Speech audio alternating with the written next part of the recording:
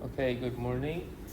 Uh, I think this is what we have left from last courses.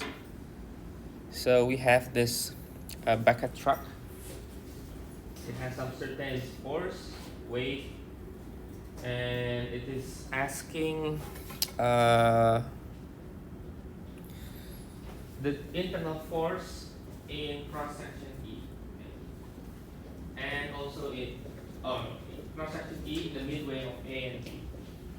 So the internal force, as you know in the statics, we have to find the normal, the shear, and the bending moment. Okay. The three forces that is in the cross section. Okay. Now, if we look on our free body diagram, we already designed the diagram. This is what it looks like. So first is because the question is asking here this internal force in E. And if we draw all the external force that we can design from the structure, we have a reaction here, right? In A. Okay. Because it's a pin. So whenever you find in the design, in the picture, there is something like this. Like you can imagine that we can move this, we can rotate, right? We can rotate. Which means the force is only two, the normal and shear, because we can rotate. If it is fixed, how many force we have? The reaction. Also have moment. Yeah, also have moment, so three. Okay. So you need to like put it into your imaginations. If we have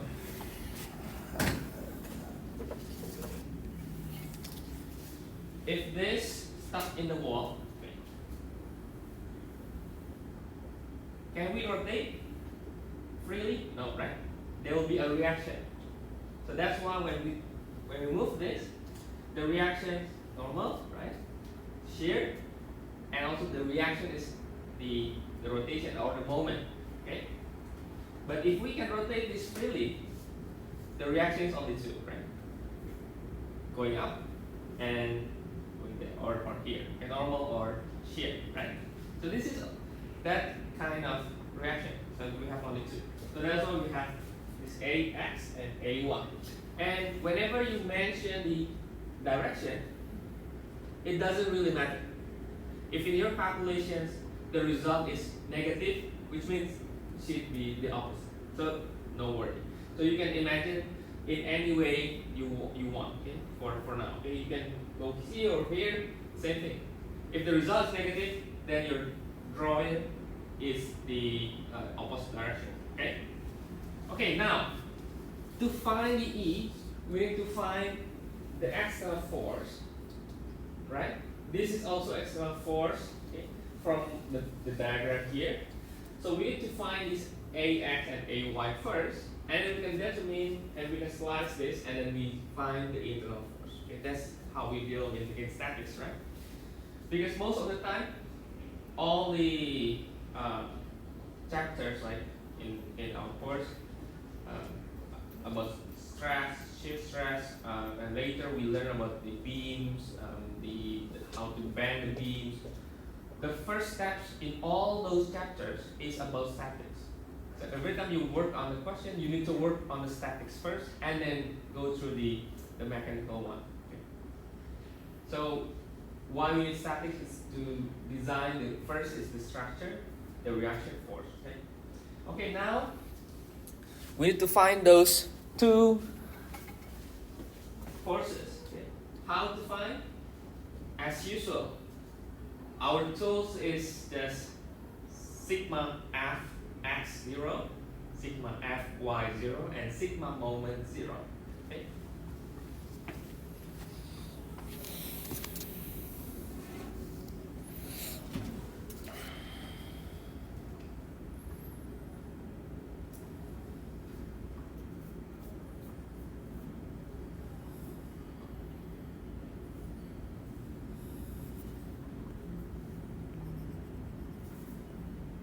So we need to find, oh, I forgot to name this. This is the B, right?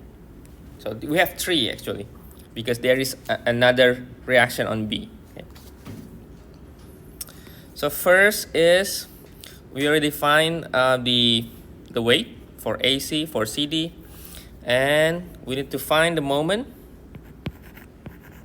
sigma moment.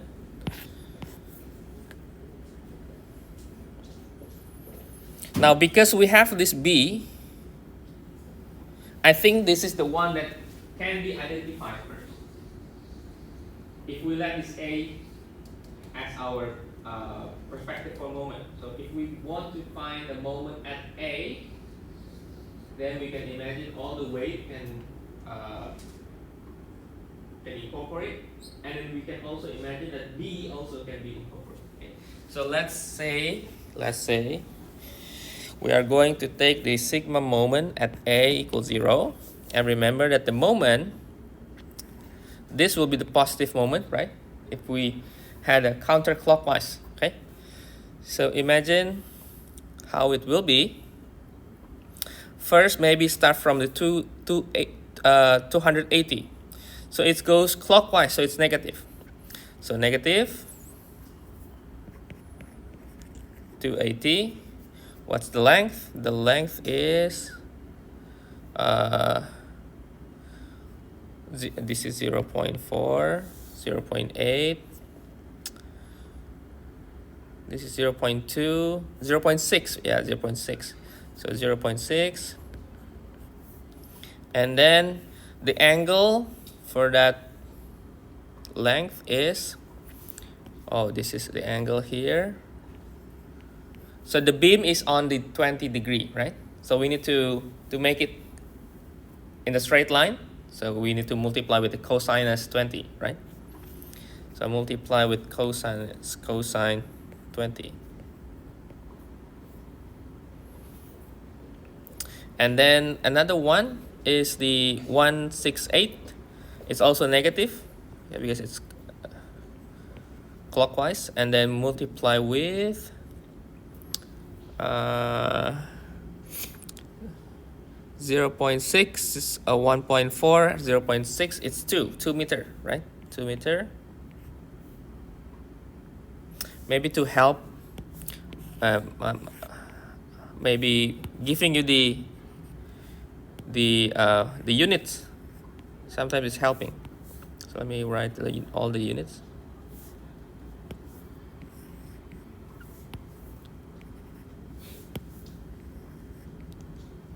But perhaps I will not finish until the final solution, but I hope you can complete the solutions, okay? And then also cosine 20 degree, and then minus the last weight, the 1,335. This is also negative because of the clockwise. And then the length is 1.4 and 1.2, it's 2.6 meter, also cosine 20.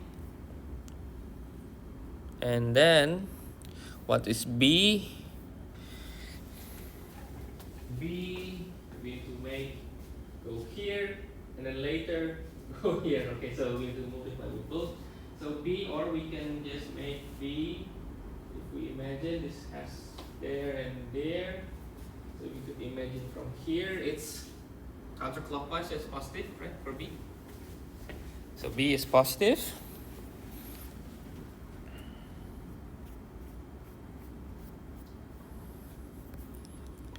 So plus B, and B is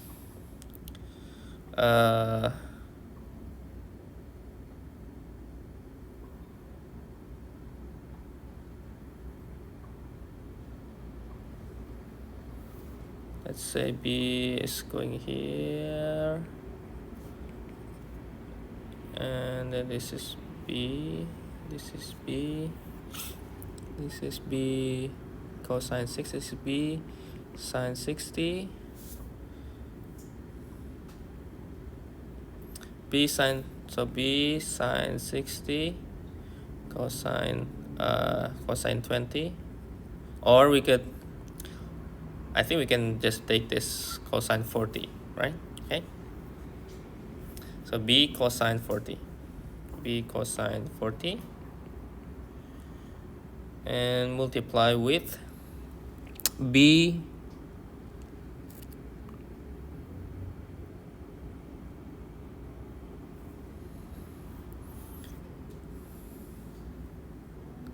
what is b? B is from here.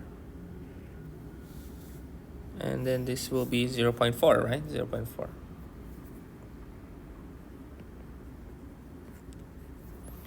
Okay, and then we can find b.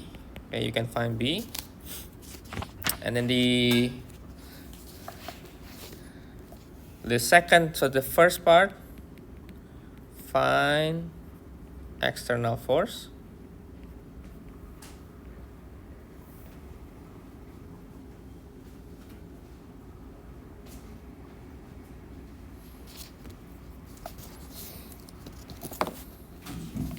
And then the second, we need to find the internal force. The internal force at E. So we could imagine this part here.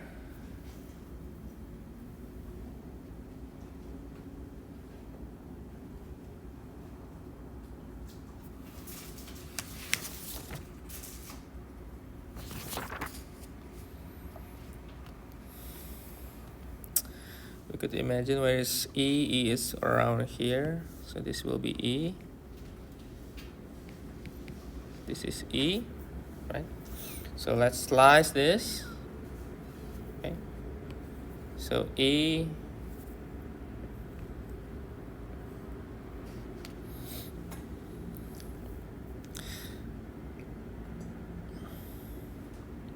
Or we could slice,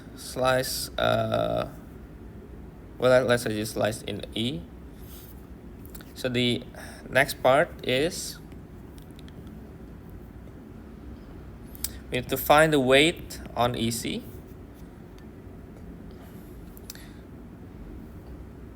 So we have this 200 Newton per meter.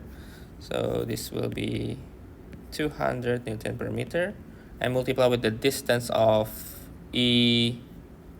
EC is 1.2. And this will be 240 Newton. And this weight will be, so if I drew here,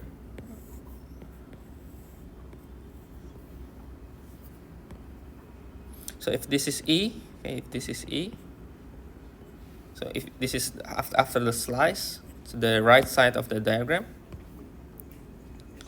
so we have, this is 1335. This is the 168.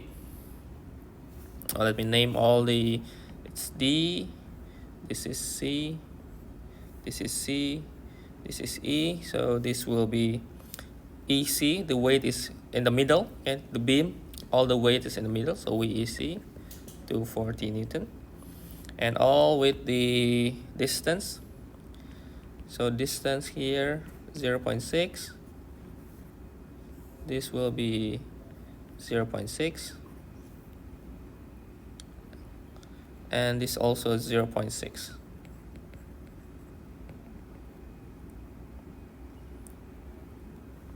And then we have, this is actually B around here, and B is 0.4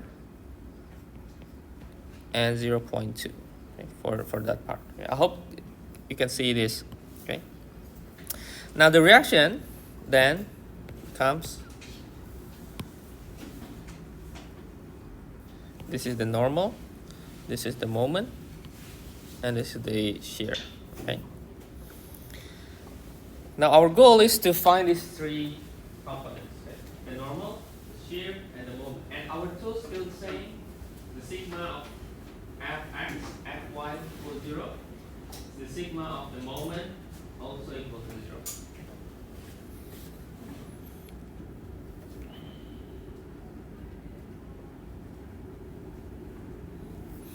Oh, I forgot this. B is also having the resultant, right? For some, so this is B. So using the same structure, and we can take the moment. We can take the moment at E. We can take the moment at E with all the components, the external components here. Then we could find this ME. This is called the ME. This is normal E, the shear E. Okay. So try your best. So find all the component. So perhaps the first thing to do is finding the normal. I think finding the normal because there are only this and this B, right? Having the components there, right? So this will be equal to that, okay? And that will be the normal from the sigma of x equals 0, and then sigma fy. So finding the shear stress. So we need to transform all with this with the angle. What's the angle? 60 and 20, right? So we need to make it like this, make it like this, make it like this. All we need to plus with the minus the B and minus the shear, okay? Or plus the shear, okay? And you get the shear, okay? So first is this, second is this, and then this Third one is the sigma moment. Sigma moment at E equals 0. Okay. Okay, how to do this sigma moment? All the components that can be coupled, and be coupled means can be rotated, which means from this weight D to E, okay, when we split the distance. And remember, which one is positive? Let me Also to make you remember, whenever we have counterclockwise, it's positive. Okay. So if this happens, that will be negative. Okay, multiply with distance, and then another one, negative, multiply with distance. This is also negative, multiply with distance, and then this B is positive. It be positive, and don't forget to add this M. Okay. This M is going there, so it's negative. Okay. So we will get the ME, and we will get the ME. Okay. And this is still static, Okay, please try. Okay. Find all these three components. Okay, find all these three components.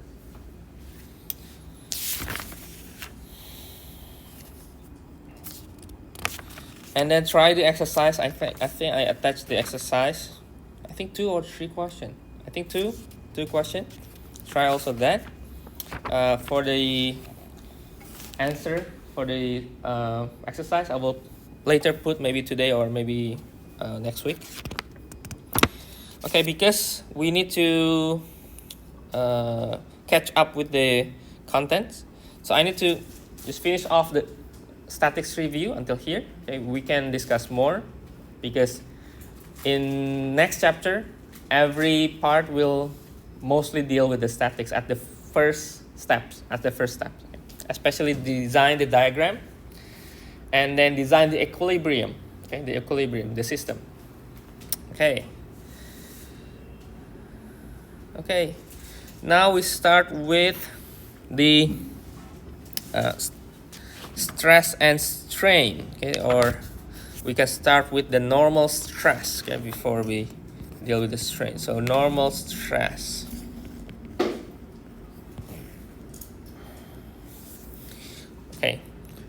to understand stress, it's similar concept with what you have learned in physics, or even if you have learned in material science.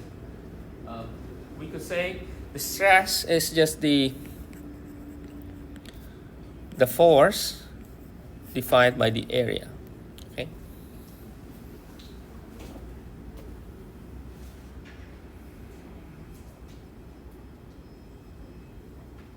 If I look at here, I have some random material, and then we look on those material, and if you pull from both sides with some force, the material elongated, right? And you can see the difference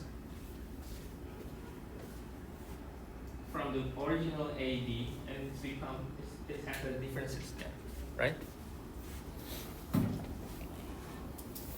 So this is what we call the axial loading. Okay.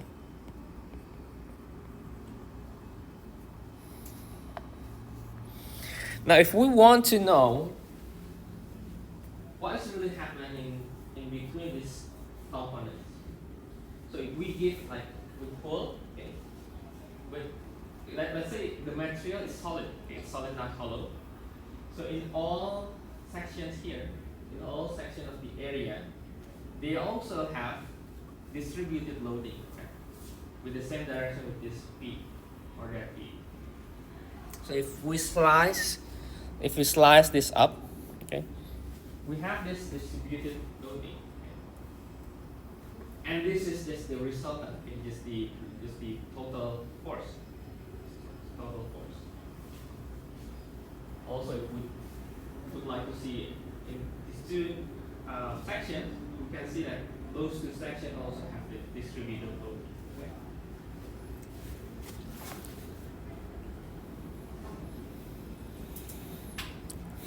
and of course, Because of the force, or we could say the stress,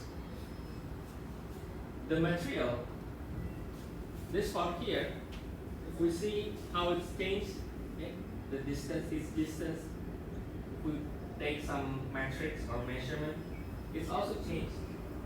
So there's some displacement, which we call strain, okay, but later we are going to discuss it. so let's back to what is normal stress. So the normal stress, okay. So the normal stress here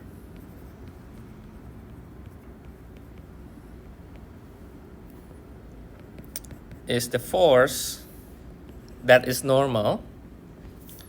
What's the definition of normal? It's the perpendicular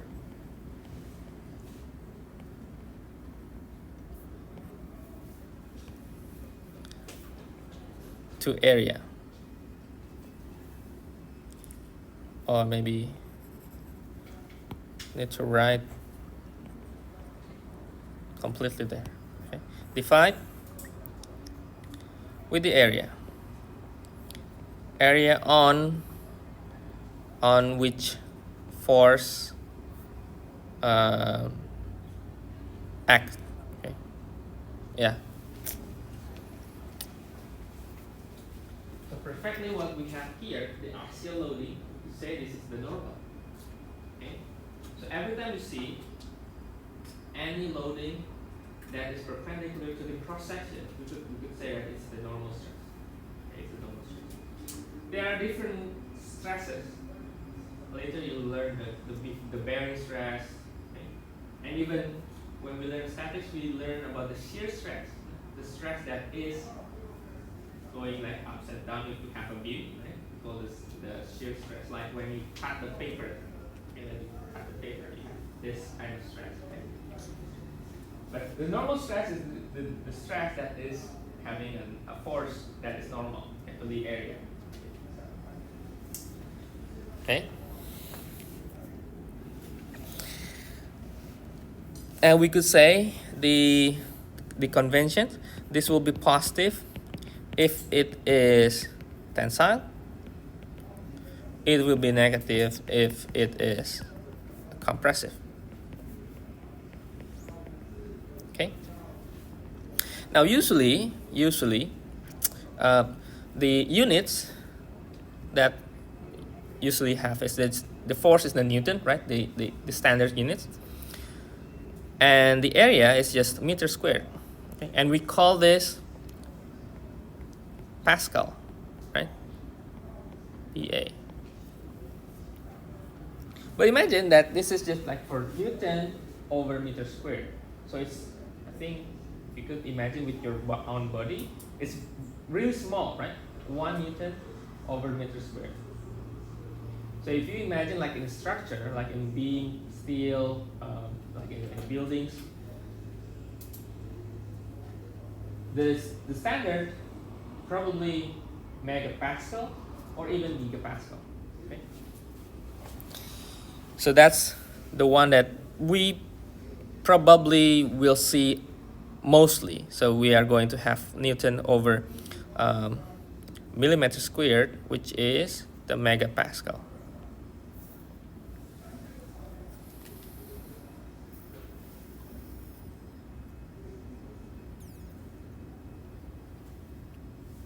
Or if you want, we can make this 10 with power of 6 Newton per meter squared. It's the same, okay? Because thousands, millions, right? Or even GPA. This is 10 with power 9 Newton per meter squared. It's GPA, gigapascal.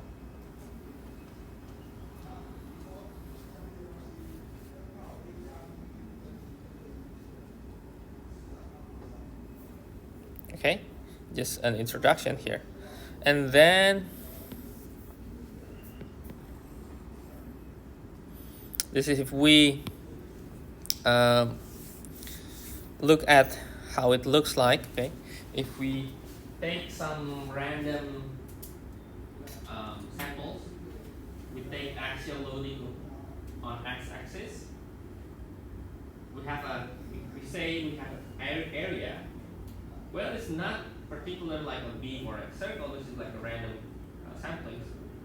It's like when we learn calculus, we take random sampling, and if we take this small pieces, and we call this the small sections, the delta A, and we say the distributed loadings, the small force in which acts on this delta A is delta F. We could take that as, so we could approach the stress or the sigma with limit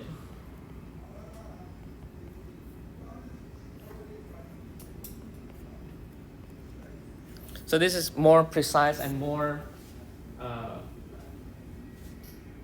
approximately you can cover all the definitions itself. Well, in our lecture, of course, in the solving problem, like the question and answer in exercise, of course there will be like a certain geometry because we are dealing with the daily life engineering, okay, like structure, like beams, like the columns. Okay. So it should have like a specific geometric shape. But this is just for the definitions, okay? For the definition. And we could say the average normal stress is just F over A. Okay.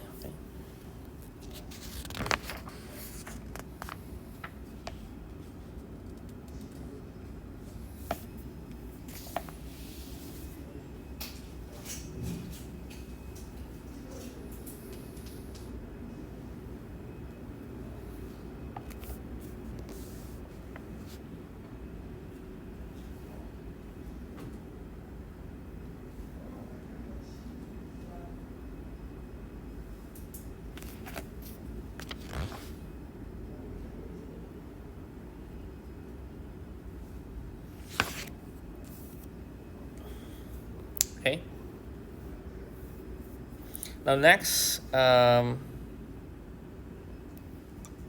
yeah, this is what we have before. So from this component, we could take approach. Okay? If we want to write in the terms of x as a function, and the small sections dA, we could imagine that, and we can approximate through our integration. Through integration. So this is another way to write and to define. Okay.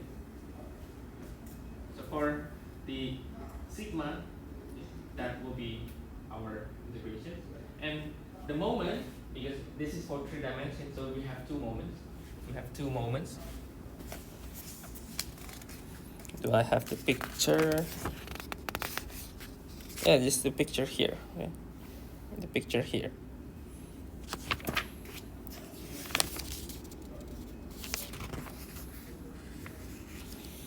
So the moment from ZR and YR, okay, so goes there and goes there, okay, some distance. Okay, so we could say we have the these 3 integrations formula. Okay, but this is just to for just the definition itself. Okay.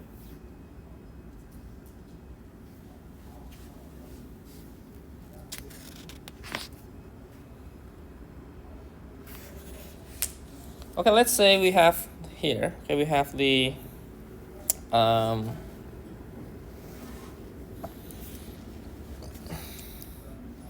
so if we say this is having the uniform stress in axial loading,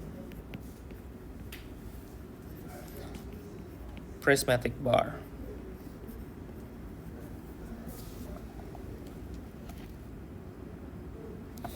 So what is prismatic means? Prismatic is bar is straight, the shape is straight,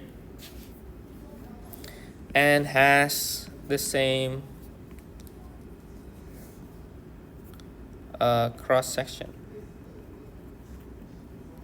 which in all distance.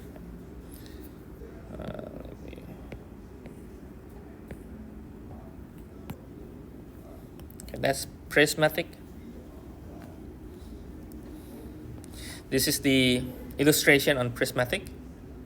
You see the cross sections, it's random, but if we see on all distance, they will be the same cross sections. Okay. And then another assumptions. Okay, another assumption. So, assumptions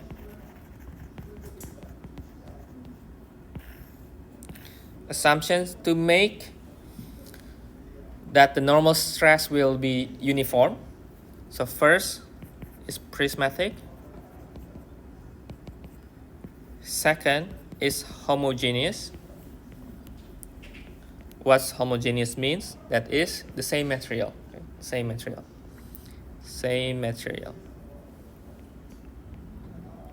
And then we can say that they have the same normal stress through all the sections. Okay? And then another assumption is load is applied as equal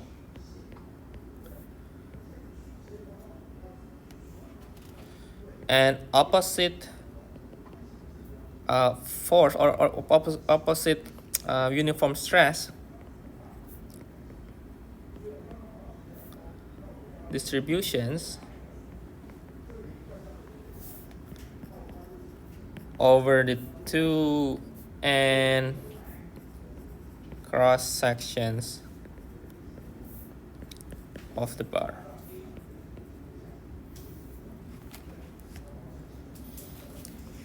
So at the 2 ends of cross sections, it has opposite and applied equally. Okay, applied equally.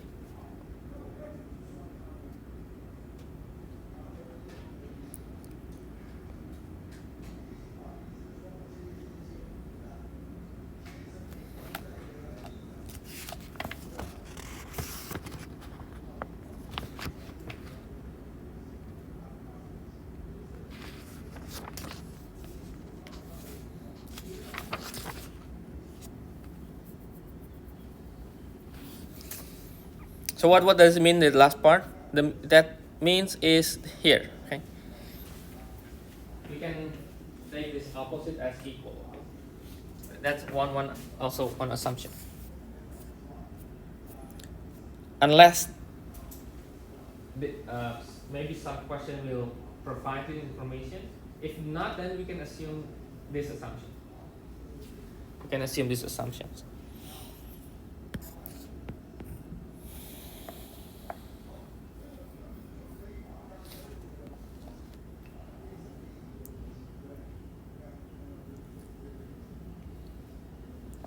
So that's why in a prismatic, like here,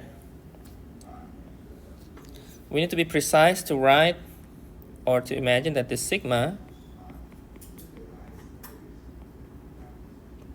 is worked through, or to assume that it is the same through all the length. Okay, I think we can skip this, and we can, I think, focus on this part. Okay, the example. So we have two solid circular rods. Rod, okay, this one, and this is the second one here, smaller. Okay.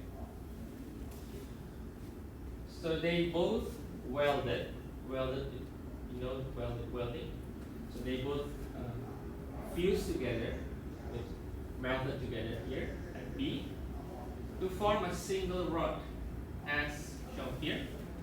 Consider 30 kilonewton force at B. So we have a force going over this B, and then 10 kilonewtons load. So we have another load here. So we have loads here, loads there. So it's applied to this at the centroid of the end cross section. So the centroid means it's perfectly at the middle. Determine the axial stress in each portion of the load. So the question is asking, we slice this. So this is two different rods, right? Two different rods. So we want to have, we want to determine the stress in rod 1, the stress in rod 2. Okay. So first thing, look on the picture, and I think we can assume that these pictures satisfy the uniform. We can say this is satisfying the uniform stress or uniform axial stress.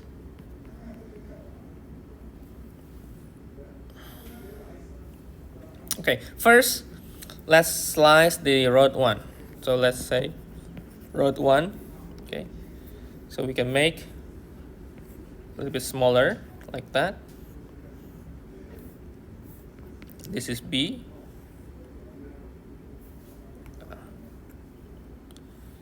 And this is the smaller rod. Okay. So this is 10. And this will be 30 kilonewton. Okay. And of course, when we slice rod 1, we have a reactions, right? We have a reactions.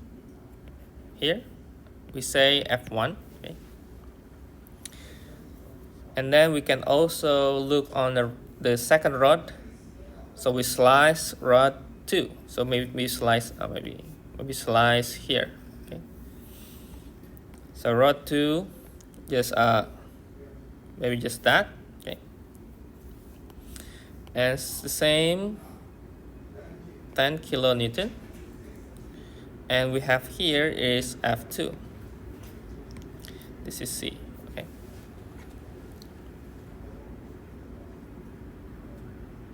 Now, what we did is we just use our tools like in statics, right? So sigma F for 1, okay, is 0.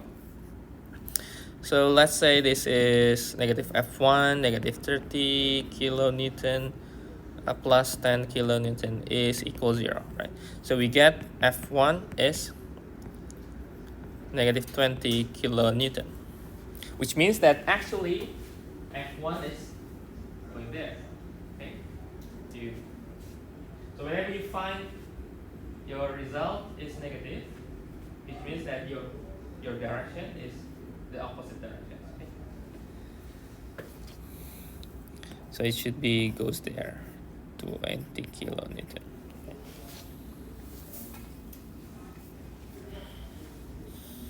And then the second one, we take the sigma F at rod 2.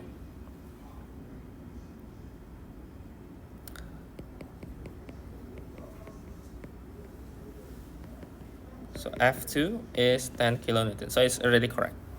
For rod 2 is correct. And then this is still the force. We need to find out the cross sections. So cross sections with the diameter 20 millimeter and 15. So A1 is diameter. So we take pi over 4 and diameter squared, right? Pi over 4 and 20 millimeter squared. So it's just 100, not 100, 400, right? 400 for 100. Oh yeah, so 314, right? Or if you want, maybe 0.2. And A2 is pi over 4, D2 squared is 15 squared.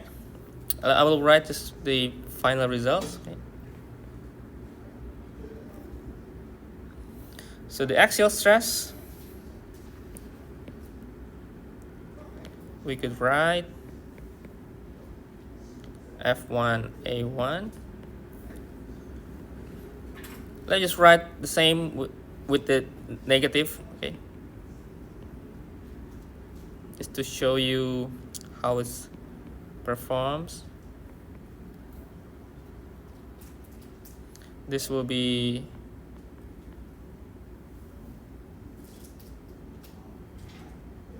megapascal, right? Okay. And then let me make it smaller a little bit.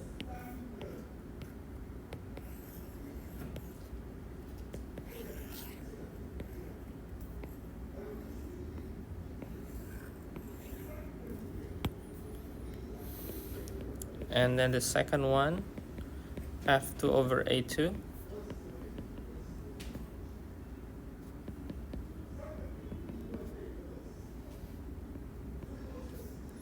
This is 56.6 megapascal.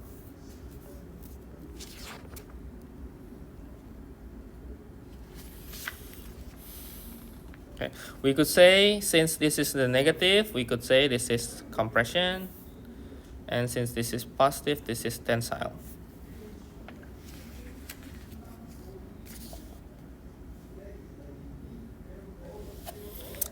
And sometimes when we deal with the calculations, we have the result, we have like the direction. Perhaps we need to maybe try to make sense of our answer by looking at the picture. Like, is it make sense? Like, you have 10 kilonewton there, 50 kilonewton there. So of course, at those here or maybe there will be some forces going here, the resultant from B, that need to be reacted from F1. So F1 need to go there, right? Need to compress going over there. And if you see from this point, there will be also a resultant that goes there, because this is 30 and this is 10. So you can check whether your answer makes sense or not. But I think this is simple, so I think should be not really problematic.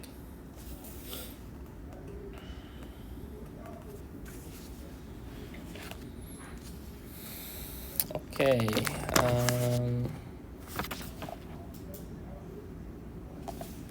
So let's look on the last part that I want to just explain. Okay, so first we have this. I forgot to bring this distance. This is 4.5 meter. This is 4.5 meter, and the whole thing is 17 meter. So this is the monument. It stands at 169 meter, and the weight 808 multiple millions Newton or mega Newton. That it has a base, and imagine that the base is getting a compressive stress from the monument like this. Okay. Well, you could think, make the body a free body diagram. I think it's just as simple like that. We have F, and we have the weight, right? We have the weight. I think it's easy.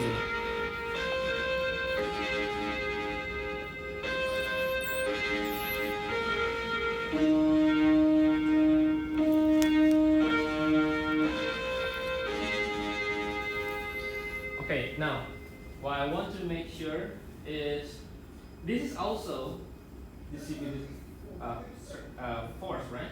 And we call this, it's getting a stress. Okay, it's getting a stress. We say, well, you can say this is like a compressive stress. But if the stress going over some certain area, it's not like usual area like before, like we use our hand to get here. So there's stress on this part, right? Only this part. That stress is called the bearing stress. Bearing stress. We are going to, I think, in another sections, maybe 3 or 4 sections, we will look on what we have, okay, and what's the bearing stress. So bearing stress, this is stress depends on geometric of the area. Okay. Sometimes there might be questions asking what is the bearing stress. Maybe when you have like you hammer a nail, the nail goes through the wood probably, and maybe asking what's the bearing stress. Well, it could be the stress that is in between the nails, okay, and that also has a certain area, and we call that as bearing stress. Okay, I think I will just stop until here, and we can continue on Tuesday, and continue on the strain, and perhaps go for more deep understanding on the stress strain diagrams, as you have learned before probably in material science. But we will deal more on the